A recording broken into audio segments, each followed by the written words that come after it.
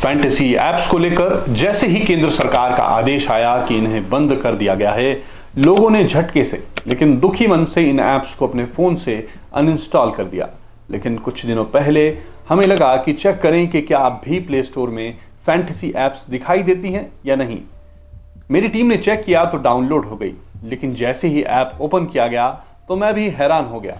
इसमें तो कॉन्टेस्ट अभी भी खेले जा रहे हैं। ये सब देखने के बाद मेरे दिमाग में वही सवाल उठा जो अभी आपके दिमाग में चल रहा है कि जब सरकार ने फैंटेसी गेमिंग ऐप्स पर बैन लगा रखा है तो आज भी ये खुलेआम चल कैसे सकती हैं। इतना बड़ा कानून क्या सब दिखावा है? क्या कानून सिर्फ गरीबों के लिए बनते हैं? तो रुकिए, आपको इसकी वजह बताते हैं।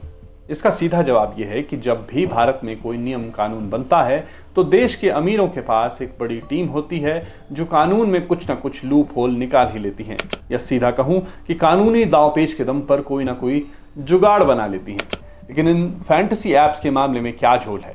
ड्रीम 11, माई 11 सर्कल, विजन 11 जैसी ऐप्स ने आपदा में भी अवसर खोज निकाले हैं। अभी भी ये ऐप्स करोड़ों में डाउनलोड हो रही हैं, विज्ञापन दे रही हैं और क्रिकेट के नाम पर आज भी कॉन्टेस्ट चल रहे हैं। तो सवाल उठता है कि क्या भारत सरकार का ये बैन सिर्फ दिखावे के लिए था या फिर इन कंपनियों में कोई ऐसा रास्ता खोज निकाला है जिससे ये कानून को तोड़कर भी कानूनी दिखाई दें? आइए इस वीडियो में जानते हैं।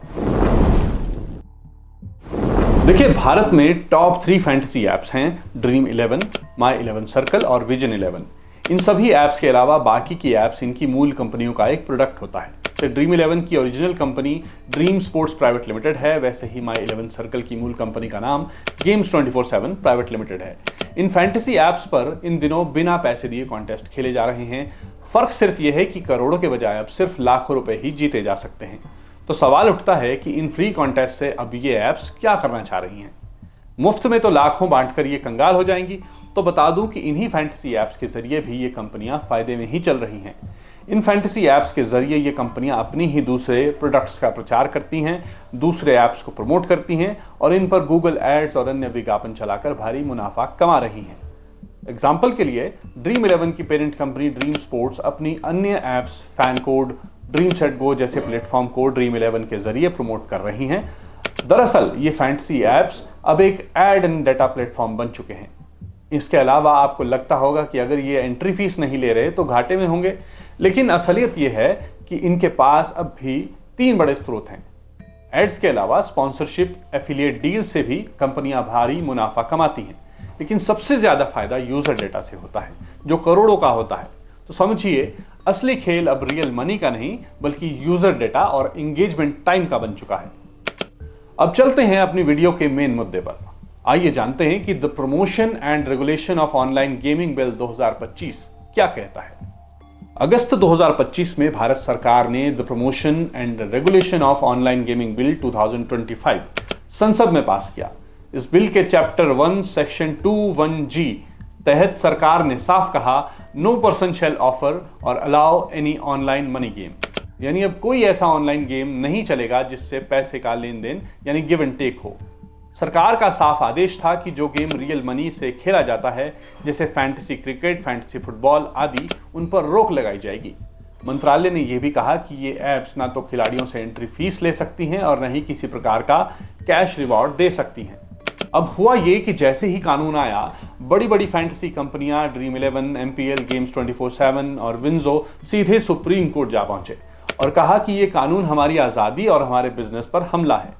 कंपनियों का पहला तर्क था कि हमारे पास अपने पेशे को चुनने का अधिकार है। भारत के संविधान का आर्टिकल 19(1)G कहता है कि हर भारत के नागरिक को अपना व्यवसाय चलाने का हक है। तो जब फैंटेसी ऐप्स को बिना किसी फ्रॉड या अवैध गतिविधि के चलाया जा रहा है तो सरकार का सीधा प्रतिबंध लगाना असंवैधानिक है। कंपनियों का सबसे बड़ा यही तर्क है कि हम जुआ नहीं हैं, हम कौशल स्किल हैं। फैंटेसी ऐप्स का कहना है कि उनके गेम्स में क्रिकेट की समझ, टीम चलाने की रणनीति और एनालिटिक स्किल्स की जरूरत होती है और सुप्रीम कोर्ट के कई पुराने फैसले कहते हैं कि स्किल बेस्ड गेम्स गैम्बलिंग नहीं कहलाते। तो सरकार अगर इन्हें भी जुआ कहे तो ये पुरानी न्यायिक व्याख्या के खिलाफ है।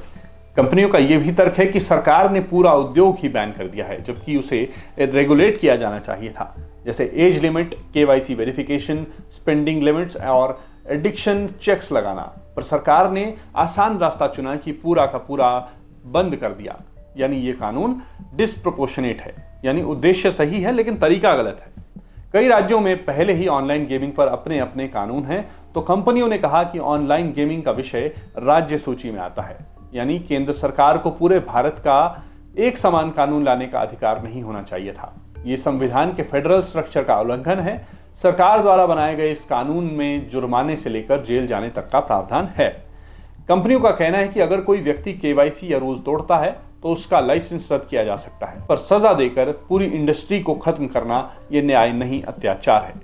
इस वक्त मामला सुप्रीम कोर्ट में चल रहा है। कई राज्यों की हाई कोर्ट पिटीशन को मिलाकर सुप्रीम कोर्ट एक ही केस में सुनवाई कर रही है।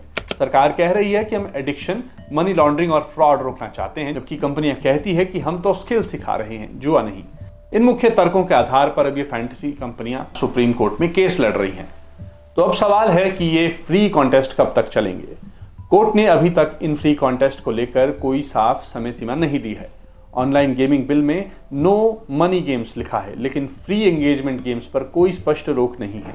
जब तक सरकार इस पर कोई नया नोटिफिकेशन या स्पष्टीकरण नहीं देती है, तब तक ये ऐप्स फ्री मोड में चलती रहेंगी। अब जिम्मेदारी आपकी है, आप क्या चाहते हैं?